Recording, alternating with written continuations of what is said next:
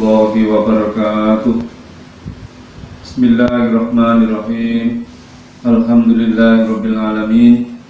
Wa bihi nasta'inu ala umurid dunya waddin. Wassalatu wassalamu ala asrofil anbiya'i wal mursalin Sayyidina wa habibina wa syafi'ina wa qurrati a'yunina wa maulana Muhammadin wa ala alihi wa ashabihi ajma'in, amma ba'd. Para pemirsa, para pendengar yang dirahmati Allah SWT, alhamdulillahirabbil alamin, pada sore hari ini kita bisa melanjutkan pengajian kita pakai pengajian online YouTube-nya Pondok Pesantren Nahdlatul Suban Arjunan Pacitan. Untuk itu pertama kita panjatkan rasa syukur kepada Allah SWT karena kita diberikan maunah ridhonya bisa melaksanakan ibadah puasa Ramadan sampai pada hari ini, hari ke-16 sampai yang ke-17 ya.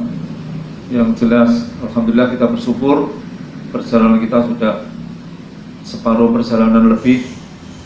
Mudah-mudahan Allah senantiasa memberikan maunah ridhonya, kita selalu sehat dan bisa menyempurnakan ibadah Ramadan dan rangkaiannya. Syukur juga nanti sampai puncaknya bisa memperoleh Lailatul Qadar. Amin ya rabbal alamin. Baik, untuk pengajian sore hari ini akan kita lanjutkan pada bab 14. Sebelumnya monggo kita mulai ila hadratin Nabiyil Mustafa Muhammadin sallallahu alaihi wasallam wa ala alihi wa sahbihi wa sallam. Sallallahu alaihi wasallam. Misalnya pada kitab Sayyidin Lahumul Fatihah. A'udzubillahi minasyaitonir rajim. Bismillahirrahmanirrahim. Alhamdulillahirabbil alamin arrahmanir rahim maliki yaumiddin. Iyyaka na'budu wa iyyaka nasta'in. Ihdinas siratal mustaqim. Siratal ladzina an'amta 'alaihim ghairil maghdubi 'alaihim waladdallin. Rabbi firli wa liwalidayya wa lil mu'minina amin. Bismillahirrahmanirrahim. Al-babur rabi'a asyara, bab sing kaping 14. Al-babur rabi'a asyara utawi bab sing kaping 14 iku fi fadilatil faridati, ing dalem nerangake keutamaane perkara fardu, perkara-perkara sing difardhone. Wala dawu sapa an-nabiyyu sallallahu alaihi wasallam, Gusti Kanjeng Nabi sallallahu alaihi wasallam, bunia den gawe utawa den dadekake dibangun apa al-islamu, agama Islam, ngala khamsin, ngatasé 5 perkara. Syahadati alla ilaha illallah, yakwi syahadati nakseni an satune kelakuan la ilaha, ora ana pangeran kang hak disembah iku illallahu, kejaba Allah.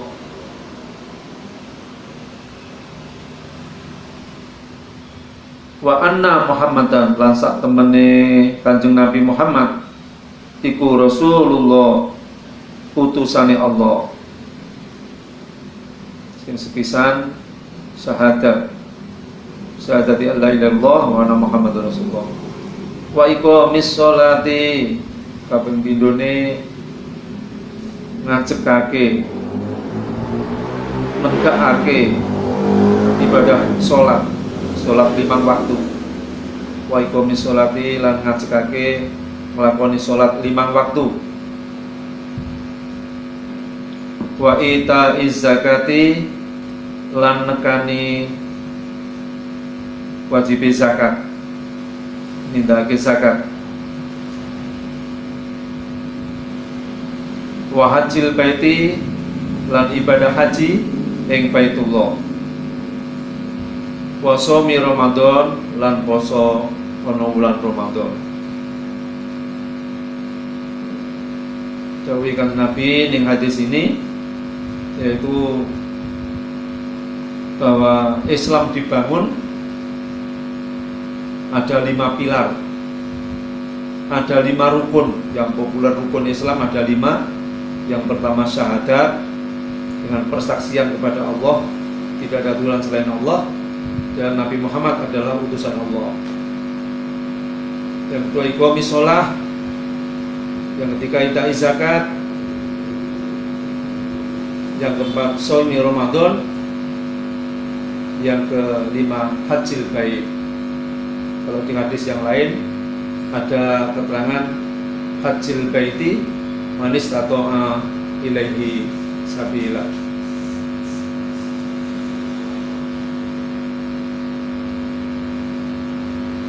Wa qala lan dawuh sabukan Nabi sallallahu alaihi wasallam, dan Nabi sallallahu alaihi wasallam,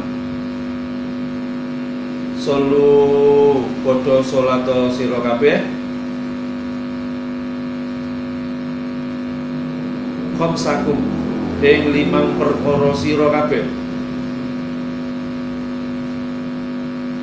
Solu padha salat sira kabeh khamsaku ing 5 wektu sira kabeh. Wazaku lan padha zakat sira kabeh amwalakum ing pira-pira hartamu. Wasumu lan poso sira kabeh syahrakum ing wulan Ramadanmu. Wa hajju lan padha haji sira kabeh baita rabbikum ing baite pangeranmu, omahe pangeranmu yaiku Baitullah. Tadkhulu mongko bakal mlebu sira kabeh jannata rabbikum ing swargane pangeranmu bi ghairi hisab, kelawan tanpa dihisab. Ini dawuh Kanjeng Nabi yang menggunakan fi'il amar, dawuh. Kalau seperti hadis yang pertama hanya menginformasikan kalau rukun Islam itu ada 5. Kalau hadis yang ini solu, kan Nabi dawuh solu salat sira kabeh khamsaku ing 5 wektumu. Jadi salat subuh, zuhur, asar, maghrib, isya, ini merupakan perintah yang harus dilaksanakan, tidak boleh ditunda, tidak boleh dinyang. Juga wazaku, zakatlah harta bendamu. Kita yang diberikan nikmat oleh Allah berupa harta benda, ini harus dizakati.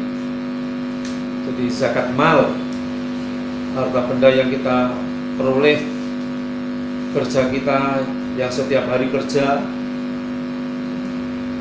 ketika sudah kita simpan kekayaan kita, penghasilan kita, kemudian kita hisab, dihitung genap 1 nisab, ya berarti kita kewajiban untuk mengeluarkan zakat. Wasumu syahrakum, dan kita diperintah untuk puasa. Puasalah kamu sekalian di bulanmu, yaitu bulan Ramadan. Seperti saat ini, bulan Ramadan ini, puasa adalah merupakan wajib, tidak boleh tidak. Bagi orang yang mulai balik, ini sudah kewajiban melaksanakan puasa. Dan puasa ini semuanya mampu, kecuali memang orang yang sudah tua, sudah jempo, ya, ini baru orang-orang yang tua yang jempo itu tidak boleh tidak puasa.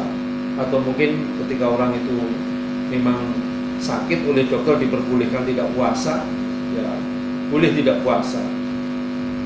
Ketika orang yang sudah jempo, sudah tidak mampu, ya tidak puasa, tapi harus bayar fidyah.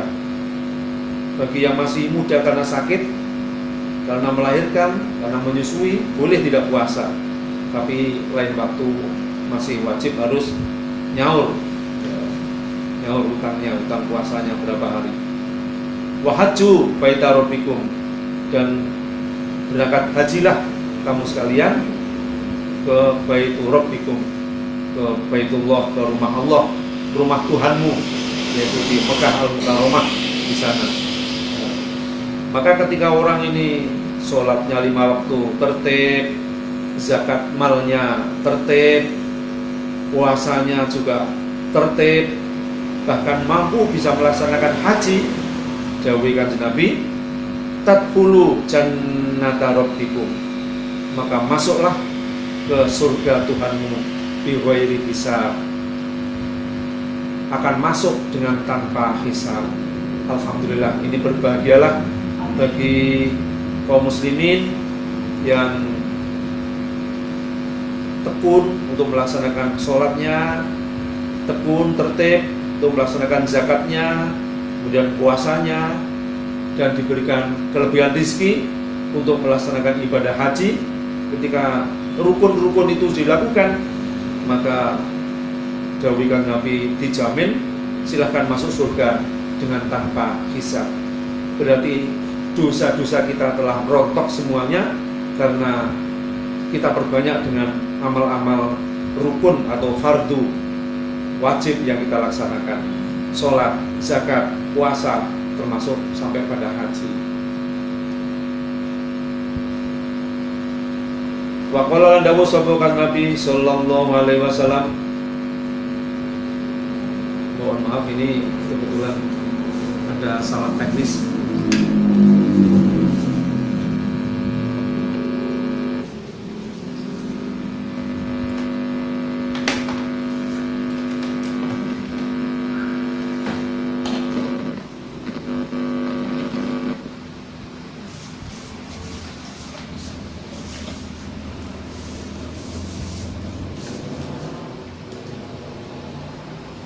Wa qala lan dawuh sapa Nabi sallallahu alaihi wasallam, as-sholatu tawi salat iku aimaduddin, cagake agama, sokone agama.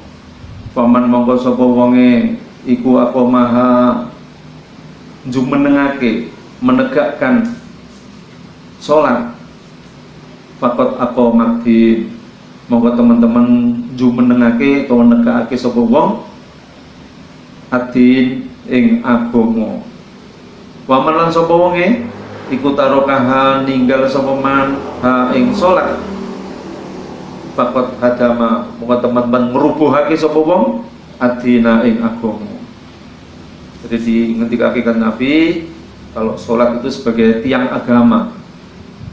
Ketika salatnya tekun, baik, tertib, maka orang itu menegakkan tiang itu ditegakkan, atau agama itu berarti ditegakkan. Maka ketika apabila orang itu jarang sholat, meninggalkan sholat, atau sholatnya dianggap sepele, dawuh Nabi, faqad hadamaddin, betul-betul orang itu merobohkan agama. Oleh karena itu, kalau kita memang sudah ikrar menjadi seorang muslim, identitasnya Islam, monggo mari, Islam itu jangan hanya sekedar nama, jangan hanya sekedar identitas, KTP-nya Islam, tapi sholatnya jarang. Nah, berarti kita ini yang tergolong ketika jarang sholat merobohkan agama. Jadilah orang yang selalu menegakkan agama dengan tentunya tekun melaksanakan ibadah sholat. Wa qala lan dawuh sapa Nabi sallallahu alaihi wasallam, al mar'atu tawi wong wadon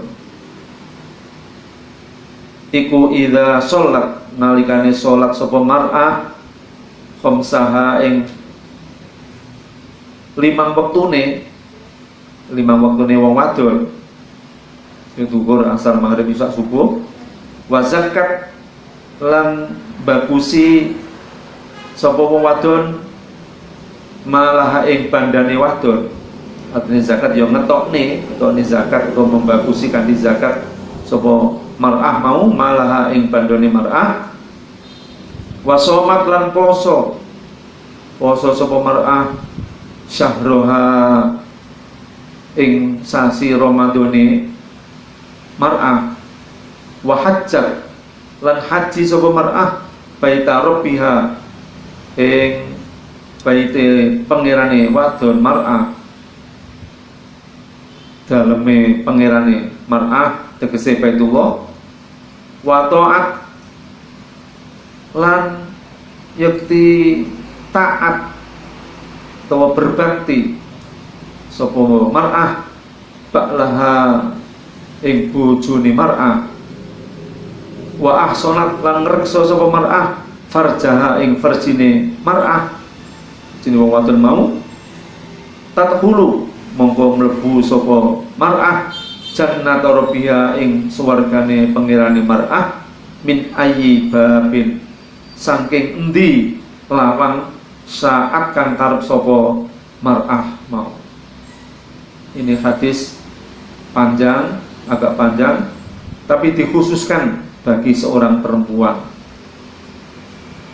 karena memang perempuan itu kalau dilihat dari sisi historis sejarahnya, perempuan Siti Hawa itu dibikin dari tulang rusuknya Nabi Adam, ego kasih Nabi Adam, sing ego itu sudah bengkong, sudah berbelok, sehingga kecenderungan perempuan itu berbelok. Maka sampai diwanti-wanti Rasulullah dawuh, almar'atu, perempuan itu, ketika perempuan itu sholat 5 waktunya tertib, ya, juga rezeki yang diberikan dizakati, juga ketika Ramadan tertib puasa, bahkan rezekinya bisa sampai pada melaksanakan ibadah haji, ditambah ini dawuh kata Nabi, wa ta'at ba'laha, taat kepada suaminya,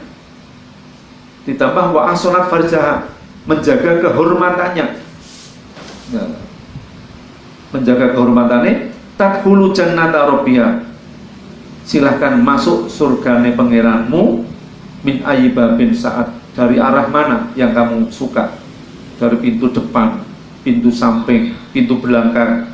Nah, ini surga itu dibuka lebar-lebar, diperuntukkan kepada perempuan yang tertib melaksanakan fardu-fardunya Allah, ada sholat, ada zakat, ada puasa, ada haji.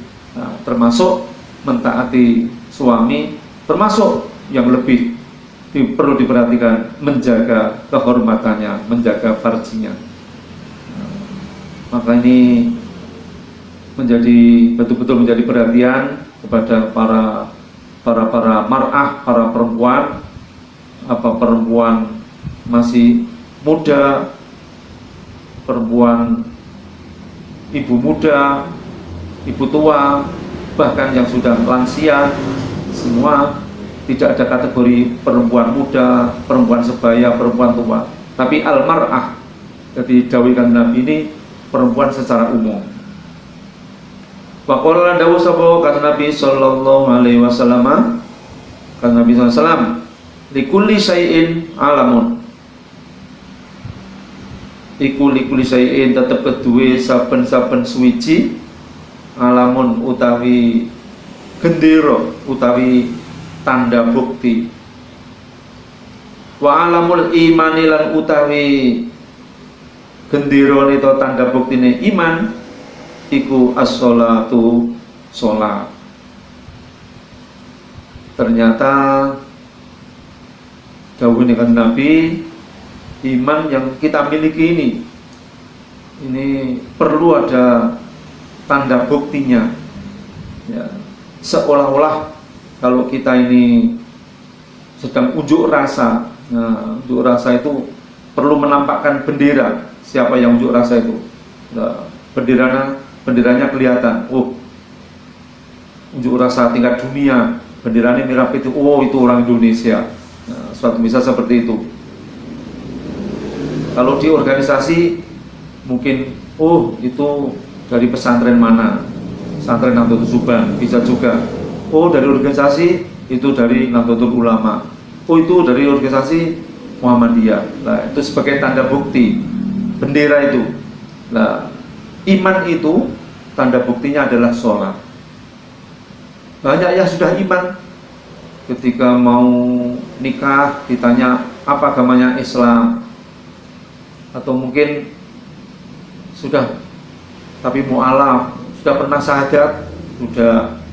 Nah, maka untuk memperkuat keislamannya biasanya Pak Naib, Pak Kiai nuntun untuk baca syahadat, membuktikan kalau dia itu Islam dengan imannya kepada Allah, ikrarnya menyatakan bahwa tidak ada Tuhan selain Allah dan mengakui bahwa Nabi Muhammad adalah utusan Allah.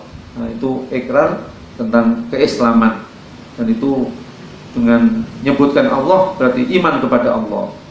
Nah, iman itu ketika bendera tidak kelihatan dianggap belum ada tanda buktinya. Dawuhkan Nabi, likuli syai'in alamun, segala sesuatu itu ada tanda buktinya, ada benderanya.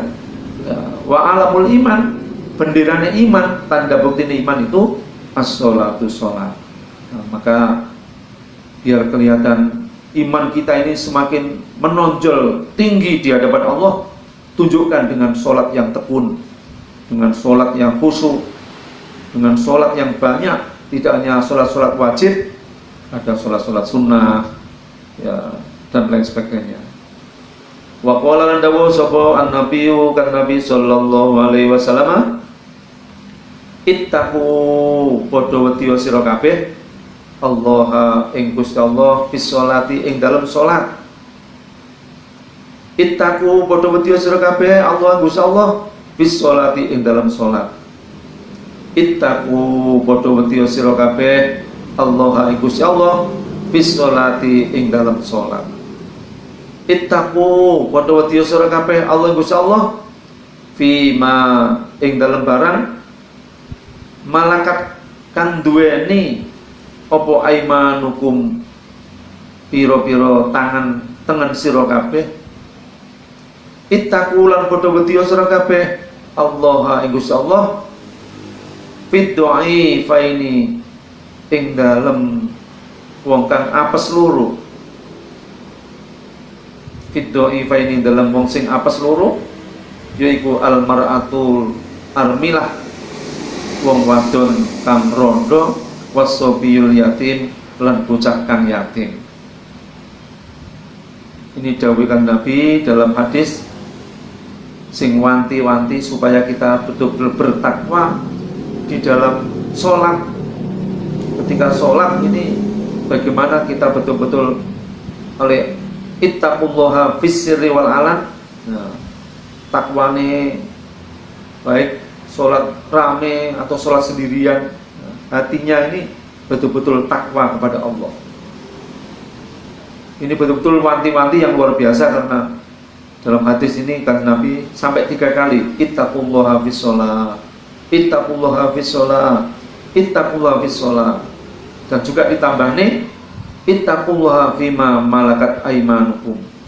Kita supaya bertakwa kepada Allah, takut kepada Allah, wedi kepada Allah ketika kita memiliki barang-barang yang memang harus dipertanggungjawab nih.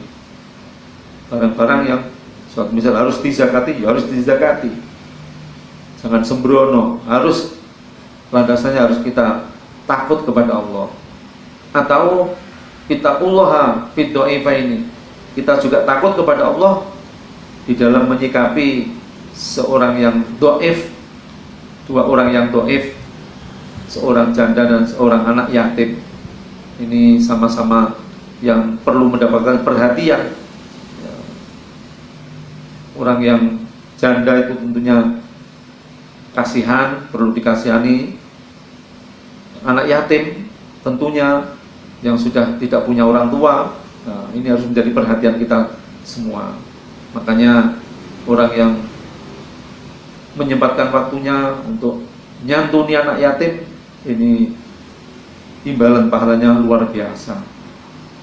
Wa qala lan dawu sapa Nabi sallallahu alaihi wasallam, kata Nabi sallallahu alaihi wasallam, sallu salat sira kabeh kama raaitumuni, kaya salat kang padha weruh sira kabeh ni ing ingsun usolli iku salat sapa ingsun. Jadi salat kita ini harus sama dengan salatnya Kanjeng Nabi. Maka kita belajar agama ini harus mencari guru yang guru itu secara silsilah mutawatir, secara keilmuan sambung sampai kepada Rasulullah Gusti Rasul kan Nabi Muhammad sallallahu alaihi wasallam. Karena sholat kan Nabi ya gerakannya, jumlah rakaatnya, gerakannya dan lain sebagainya ya, insya Allah kita yang orang-orang pondok pesantren, orang Ahlussunnah wal Jamaah, wabil khusus orang-orang Ahlussunnah wal Jamaah An-Nahdiyah, ini secara keilmuan runtut, secara mutawatir keilmuannya mengadopsi tuntunannya Rasulullah Muhammad SAW. Karena kita dari para guru-guru kita, ulama-ulama kita, ulama-ulama as-salafun as-solih, ulama-ulama kuno yang solih, yang beliau belajar juga dari para ulama-ulama yang kuno, kemudian terus naik lagi ulama-ulama itu belajar daripada tabi'in dari tabi'in dari para sahabat. Lah sahabat diulang oleh Rasulullah Muhammad SAW. Makanya sholat itu harus sesuai dengan sholatnya Rasul. Ketika sholat tidak sama, ya maka dianggap tidak benar. Nah, terkait dengan sholat ini tergantung gurunya. Nah, makanya kita menyarankan mencari guru yang mutawatir. Insya Allah ketika pondok-pondok pesantren di tanah Nusantara, khususnya Jawa ini, nah ini kiai-kiainya sudah kiai-kiai yang mendapatkan ilmu turun-temurun dari salafun sholih, ulama-ulama kita yang dulu ya, dituntun mulai para wali songo ya, disampaikan pada ulama-ulama. Nah, wali songo juga dari para tabi'in, karena wali songo ini hampir semuanya orang-orang Timur Tengah. Faqala dawu sapa kan Nabi sallallahu alaihi wasallam, man taraka sholata, man utawi sapa wonge utarokan ninggal sapa man as-sholata ing salat muta'ammidan halih sengaja, faqad kafara, monggo teman-teman kufur sapa man jiharun secara terang-terangan. Nah, orang yang sengaja tidak sholat, ninggalin sholat, nganggep sholat itu barang sing sepele, tidak sholat orang apa-apa, akhirnya tidak sholat. Nah, itu muta'amidan, sengaja. Ketika ada seorang yang meninggalkan sholat dengan sengaja, dawuhkan Nabi, faqad kafara, maka betul-betul orang itu adalah kufur yang secara terang-terangan. Wa qala dawu sapa Nabi sallallahu alaihi wasallam, as-shalawatul khamsu, salat kang 5. Ya, salat 5 kuwi zuhur, asar, maghrib, isya, subuh itu iku kafaratun, dadi tebusan 5 kedue dosa bainahunna kang antarane sholawat, antarane sholat yang sholat mau atau pirang-pirang sholat mau. Ustunibat, selagi didoi opal kabairu piro-piro dosa kang gede. Wal jum'atulan utami sholat Jumat, ilal jumati maring Jumat sak teruse iku kafaratun, dadi tebusan 5 kedue dosa bainauma antarane Jumat lan Jumat. Wa ziyadatu lan tambah salatati ayamin 3 dino. Nah, ini sholat kita yang kita lakukan sehari 5 kali itu 5 waktu, shalawatul khamsu itu ini menjadi kafaratun.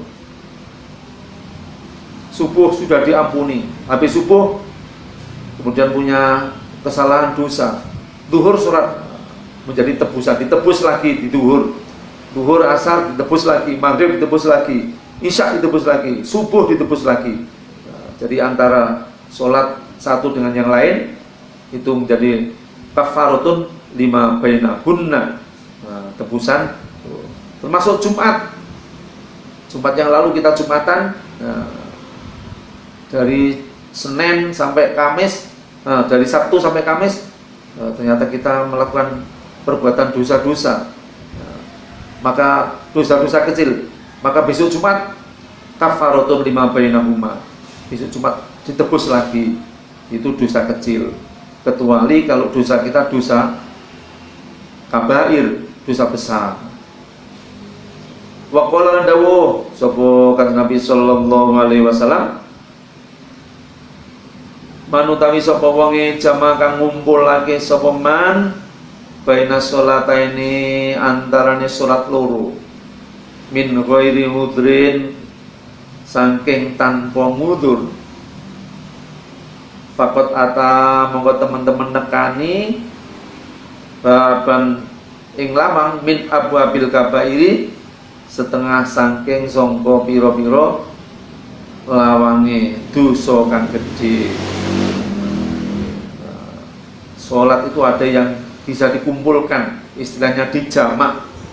Nah, orang boleh jamak itu ketika memang ada ngudur, ngudurnya misalnya bepergian, karena pergi, karena sayah. Perginya itu juga ada batasnya. Kalau di kilo ini minimal 80 kilo itu baru boleh menjamak. Lebih dari 80 kilo dari sini ke Surabaya, nanti di Surabaya boleh menjamak antara zuhur dan asar, sholat zuhur dan sholat asar, antara sholat asar maghrib dan sholat isya boleh dijamak. Nah, baina sholatain, antara dua sholat itu dengan karena ada ngudur. Tapi bagi orang yang tidak punya ngudur kemudian dikumpulkan sholatnya, mungkin posisi di rumah habis kerja capek, nah, dua sholat dua waktu dijadikan satu waktu ya, karena capek di rumah tidak bisa untuk alasan belum masuk ngudur. Nah, maka ketika orang itu mengumpulkan dua sholat, dawuhkan Nabi fakot ata baban min abwabil kabair, betul-betul atau sungguh-sungguh orang itu mendatangkan pintu-pintu kebohongan, pintu takabur, pintu dosa besar ya, abwabil kabair, pintu-pintu dosa besar. Nah, oleh karena itu terkait dengan sholat ini harus digurukan. Ketika kita mau belajar sholat hanya baca buku sendiri, ini dijamin tidak sempurna, sholatnya tidak akan sempurna. Maka harus belajar, datanglah ke pondok pesantren untuk belajar sholat secara sempurna, insya Allah. Karena di pesantren juga landasannya kitab fikih yang tahu tentang syarat rukun ya, sah dan batalnya sholat, syarat rukun sholat, kesunahan-kesunahan sholat. Nah, oleh karena itu agar kita ibadah kita, karena sholat itu merupakan fardu, agar ibadah kita benar, monggo silahkan kita belajar. Yang belum mondok segera persiapan untuk mondok tahun ajaran baru nanti 2020-2021. Nah, sekarang hampir semua mengharapkan alumni pondok pesantren. Di kepolisian kepengen punya anggota polisi yang santri dan lain sebagainya. Di TNI tentara juga demikian, di pemerintahan juga demikian. Maka orang yang mencari ilmu di pondok pesantren tidak akan ada ruginya. Lebih-lebih masalah sholat insya Allah akan terpandu, akan dibimbing dengan cara ibadah yang benar. Demikian, mudah-mudahan ada manfaatnya. Kurang lebihnya mohon maaf. Wallahul muwaffiq ila aqwamit thoriq. Wassalamualaikum warahmatullahi wabarakatuh.